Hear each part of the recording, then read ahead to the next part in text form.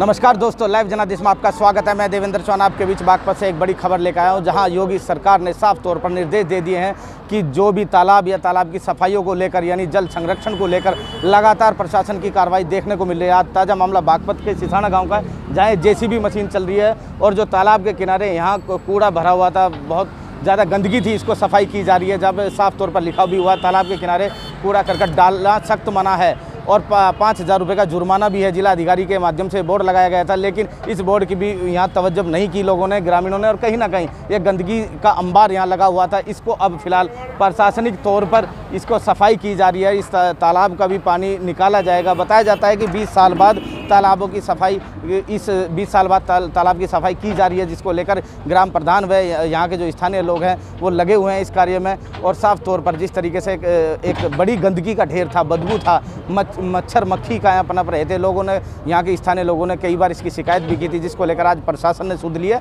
और इस पर कार्रवाई चल रही है। और यहाँ कुछ स्थानीय लोग हैं, इनसे बात करेंगे कि किस तरीके से यहाँ स्थिति बनी हुई थी। ये गंदगी को लेकर क्या स्थिति थी? बता दो। कुछ लोग ये हैं, ये कहीं ना कहीं बसते नजर आ रहे। गंदगी थी, क्या स्थिति लग रही थी? गंदगी का तो बुरा हाल था जी। जो है यहाँ बहुत काफ़ी दिन 20 साल बाद सफाई हुई है। अच्छा। यहाँ जो है बड़ा बुरा हाल है। यहाँ तक जो है कबाड़ हो जाए। अच्छा। बीमारी भी होती? बीमारी तो जो है पैदा ही हो गया जब मच्छर मक्खी जो है, बहुत बुरा हाल है।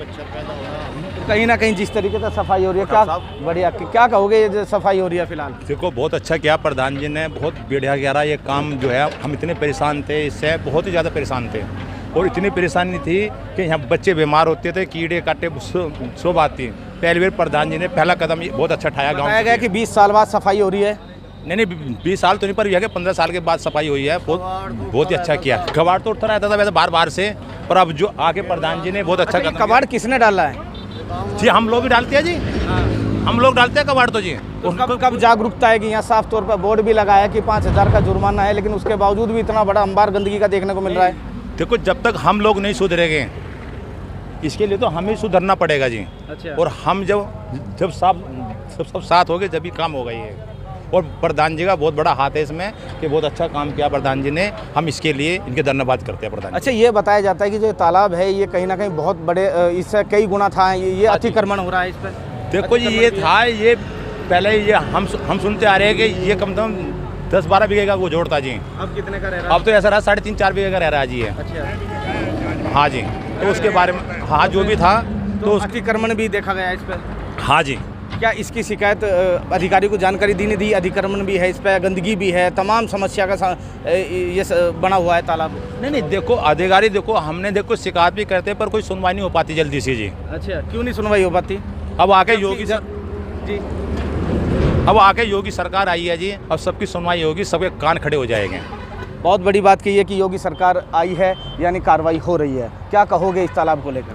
देखो, योगी सरकार के आने पे ही योगी सरकार ने सीधा कहा है, हर गांव में 2 तालाब स्वच्छता चाहिए। हमारे गांव में 2 तालाब है, दोनों पे अतिक्रमण है और अतिक्रमण काफ़ी है। स्वच्छता की बात कहे तो ये मेन हाईवे पे है, जबकि यहाँ पे आवागमन, बड़े बड़े अधिकारियों का आवागमन होता है।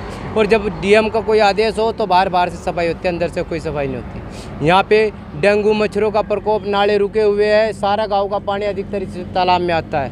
इसकी कोई निकासी का कहीं भी राह नहीं है, जबकि बारिश होने पे गांव के अंदर पानी इतना भर जाता है कि प्रधान भी उस नाले को साफ करता परेशान हो जाता है। इसमें प्रधान की कोई गलती नहीं, लेकिन इतनी है कि गांव वाले के कूड़ा गिरने की बात आए तो सभी आगे यहाँ गिरते, जबकि प्रधान ने इतना बड़ा बोर्ड लगाया 5,000 का जुर्माना, लेकिन किसी के कान पे जू नहीं रेंगती। कारण क्योंकि हमारे गाँव में कोई भी कूड़ा गिरने की ज़मीन स्तर नहीं है।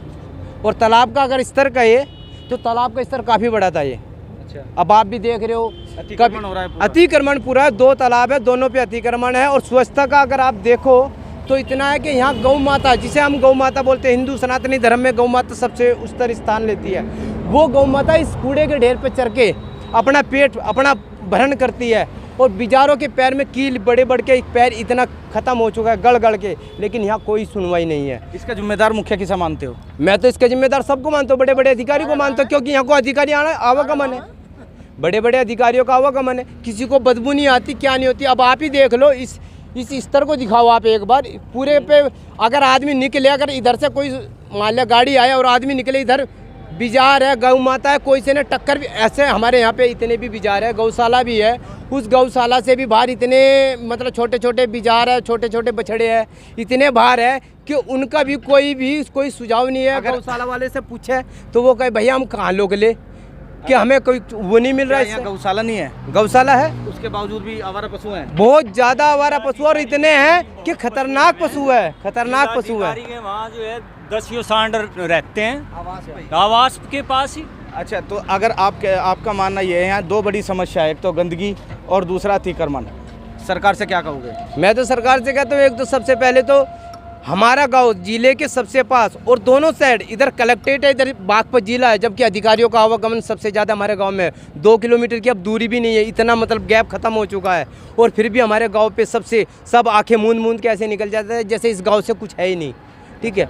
और हमारे गांव में इतनी समस्याएं, ना तो बच्चों के खेलने का कोई मैदान, ना कोई पार्क, ना कूड़ा गिरने का स्तर। अब एक कूड़ा गिरने का स्तर पंचायत ज़मीन में निकला है अभी हमारे यहाँ मुर्दा घाट के पास, लेकिन मैं कहता हूँ वो सबसे गलत है वो, क्योंकि अगर पछुआ हवा आएगी तो उस कूड़े की जो बदबू आएगी पूरे गाँव में आएगी। मैं कहता हूँ इस स्तर को अगर कहीं कूड़ा गिरने की ज़मीन हो तो बांगर साइड में लेके जाए, ना कि यहाँ पे गिरे। यहाँ तो कोई पार्क बनाए, बच्चों के खेलने का स्तर। आप कहते हैं कि बच्चे युवा को कामयाब करो, युवा कामयाब कहाँ से होगा जब खेलने का स्तर नहीं, दौड़ का स्तर नहीं। हमारे गांव में एक भी बच्चा कोई ऐसा नहीं है जो हर साल में पुलिस में से एक भी पुलिस या एक फोर्स की भर्ती करता हो, सब बेरोजगार पड़े हैं यहाँ पे। जिस तरीके से ग्रामीणों ने बताया, गांव में भारी समस्याओं का समाधान समस्याएं हैं, और कहीं ना कहीं जो सबसे बड़ी बात बताई है कि यहाँ तालाबों पर अतिक्रमण भी है, जबकि सूबे के मुख्यमंत्री योगी आदित्यनाथ ने साफ तौर पर निर्देश दिए हैं और आदेश दिए हैं कि तालाबों के किनारे कोई भी अतिक्रमण ना हो, लेकिन उसकी बादगी लगातार देखने को मिलती है। और ये जो मंजर है, ये वो हाल है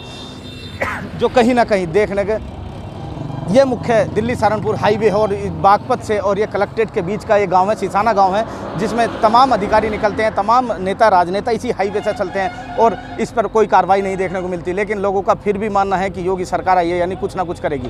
कैमरा सहयोगी तैसीम के साथ देवेंद्र चौहान, लाइव जनादेश, बागपत।